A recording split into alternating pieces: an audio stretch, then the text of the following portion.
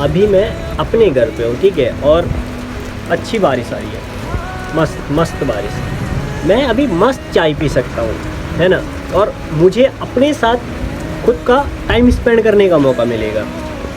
ऐसा मौसम होगा तो बिल्कुल, मैं क्या, हर कोई करना चाहेगा। लेकिन इंसान की परिस्थितियां अलग होती है। इंसान के लिए वही बारिश सुकून बन जाती है और किसी के लिए परेशानी। देख रहे हो ये सामने जो गाड़ियां खड़ी है, मैं पहाड़ों में बैठकर चाय पी रहा हूँ तो मुझे ये मौसम खूबसूरत लग रहा है। लेकिन जिसकी गाड़ियां बाहर खड़ी है उसके लिए यही बारिश चिंता लेकर आई है। सामने की रोड पे जाम लगा पड़ा है भाई। इसलिए हर चीज को सिर्फ अच्छा या बुरा कह देना ही सही नहीं होता है, क्योंकि एक चीज है किसी को सुकून देती है और किसी के लिए मुश्किल बन जाती है।